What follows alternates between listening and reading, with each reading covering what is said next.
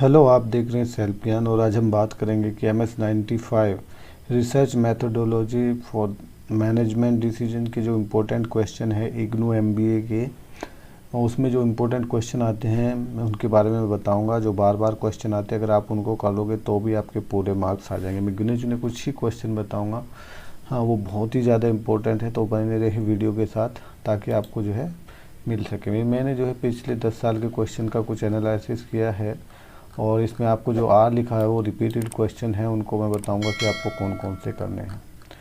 तो मैं एक एक करके पूरी डिटेल से बताऊंगा और फिर आपको बताऊंगा कि आपको करना क्या है।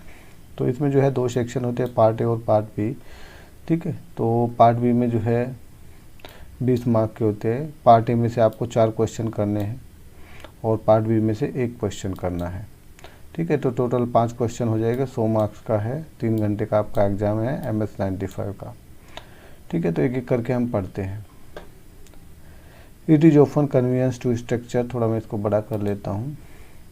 It is often convenience to structure a research problem in term of hypothesis to be tested. आपने इसका MS-08 में पढ़ा होगा, hypothesis to be tested, explain the statement with the help of an example. तो ये hypothesis टू बी टेस्टेड इस तरीके से जो है वो आता है, MS-8 में भी आपने पढ़ा है, तो ये आया है एक बार। What are the various method of collecting primary data? Primary data collect करने के कौन कौन से तरीके होते हैं? MS-8 में भी था, यहाँ पे भी है, ये कर लेना।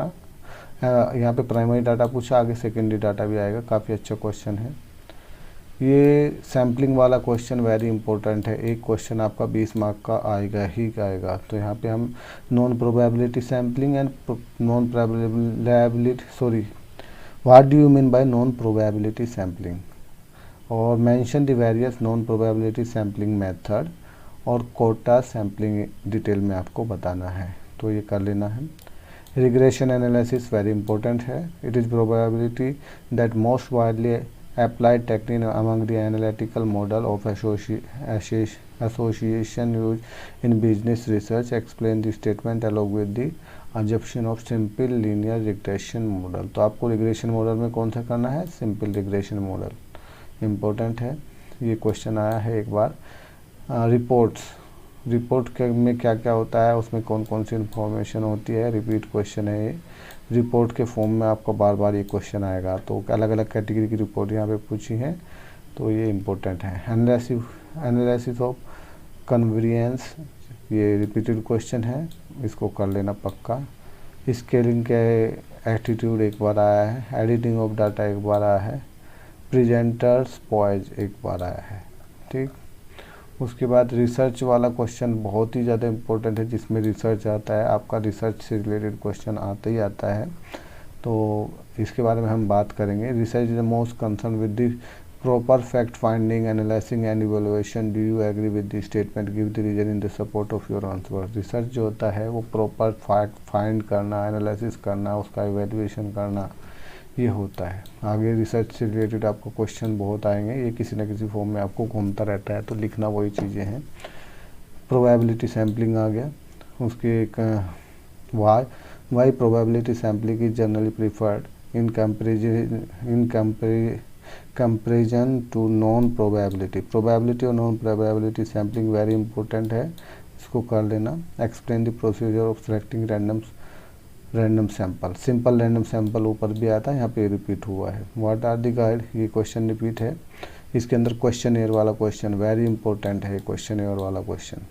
What are the guiding consideration in the construction of the question air. Question air जब बनाते हो तो क्या क्या चीज़ को ध्यान रखना चाहिए। Critically examine the statement, introduce more bias than other than use in questionnaire. ठीक है, explain the significance of research report. Research वाला रिपोर्ट वाला क्वेश्चन यहाँ पे रिपीट हो गया। नैरेटिव वाइज स्टेप, जो स्टेप इन्वॉल्व है इसके अंदर राइटिंग सच रिपोर्ट लिखने के लिए। ये शॉर्ट नोट है, कोई भी आपको 2 करना है। सिमेट्रिक डिफरेंशियल स्केल एक बार आया है। नल हिपोथेसिस एंड अल्टरनेट हिपोथेसिस, जो ऊपर एक हिपोथेसिस आया है वो कर लोगे तो वो यहाँ पे भी कवर हो जाएगा। ठीक है, तो हिपोथेसिस ऊपर वाला, यहाँ वाला रिपीट है। Bibliography and importance of the context of research report, ये रिसर्च रिपोर्ट वाला क्वेश्चन वेरी इंपॉर्टेंट है, रिपीट है। यहाँ पे बिब्लियोग्राफी की इम्पोर्टेंस के संबंध में बात की गई है। Important characteristic X square test very important, इसको कर लेना है। इम्पोर्टेंस क्या है एक्स स्क्वायर टेस्ट की। आगे देखेंगे, ये एक ही बार आया है, world's academic of the most business. It is often said that there is a proper link between the sum of the activities under the way of the world academic and most business in our country account for the state of affair and give suggestion for the improvement। एक ही बार आया है। What do you understand by the stratified sampling? Sampling वाला question very important है, यहाँ पे stratified sampling पूछा है, इसको पक्का कर लेना है ना। What do you हाँ, इसका प्रोसेस क्या है, स्ट्रेटिफाइड सैम्पलिंग के मेथड क्या हैं। What do you understand by term decision making, term decision making, managerial decision making. ये रिपीट है क्वेश्चन, एक बार आगे आएगा, मैनेजरियल डिसीजन मेकिंग वाला। ये वेरी इंपॉर्टेंट क्वेश्चन है। Preparing of research report, research तो करना ही करना है इसके अंदर, तो ये 20 नंबर का क्वेश्चन आपको आना ही आना। It's very important question, you have to write down all the research report procedures because that topic is related to the research, so research report will be confirmed, a question will come of the 20 marks, so please prepare research report questions very well. What point will you keep in mind while preparing the research report that are the different form of which a research work may be reported? Okay, write down any two of the following. Procedure for selecting the random sampling, sampling question is very important, questionnaire question is very important, repeating question, accessory test is very important. There is another question that's come once one tail test and two tail test, that is research वाला question related है। यहाँ पे दो type की research पूछा है। What do you understand by exploratory research and conclusive research? Does the explanatory research always lead to the conclusive research? Explain research, इसका explain करना है।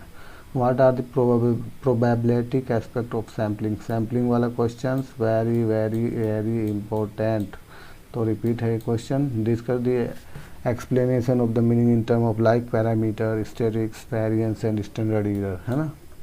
चलो, questionnaire वाला question very important। all situations, why you support the answer with the suitable example, कर लेना है। तो ये वेरी इंपॉर्टेंट क्वेश्चन है ये भी। Discuss the element that should be mix with the right proportion to make effective presentation of research report. Research report one form to another form, one form to another form, that you it will come in the examination, so you have to very clear about the research report, है ना।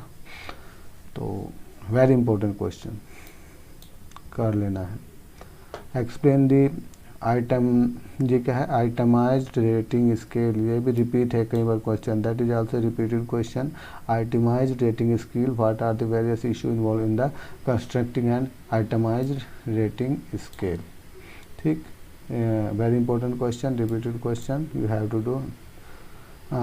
Short note क्या है, analysis of convenience repeat है, regression analysis repeat है, discriminant analysis एक बार आया है, कॉपी रीडिंग एक बार आया है। रिसर्च प्रॉब्लम के बारे में क्वेश्चन फर्स्ट टाइम पे आया है। Discuss the significance and importance of the element that make a complete research problem, एक ही बार आया है। यहाँ पे रिसर्च से रिलेटेड प्रॉब्लम के बारे में डिस्कस। सैम्पलिंग वाला question very important. Importance of sampling frame, यहाँ पे फ्रेम लिख के आया। What are the possible error solution for the faulty sampling frame, that the sampling frame different from sampling design. Sampling जो फ्रेम होता है वो सैम्पलिंग डिजाइन से अलग होता है, एक बार आया है। Discuss the model of the building and managerial research, है ना, मैनेजरियल स्टडीज। ऊपर एक मैनेजरियल डिसीजन वाला क्वेश्चन था, उससे रिलेटेड ये क्वेश्चन है, घुमा के पूछा गया बस। It's another form of questions related to managerial decision, है ना, and managerial research.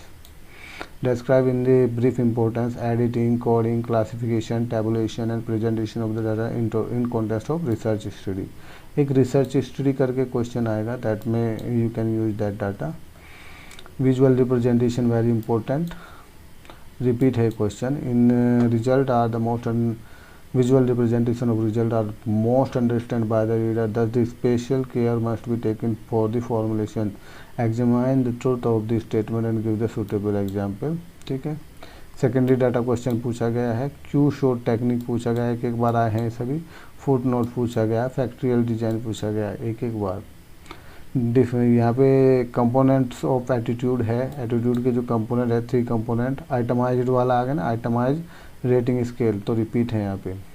Managerial decision making repeat है, विजुअल रिप्रेजेंटेशन रिपीट है, Latin square design first time आया है, multi stage sampling first time आया है, रिग्रेशन एनालिसिस दोबारा repeat हो गया, प्रूफ रीडिंग इम्पोर्टेंट है।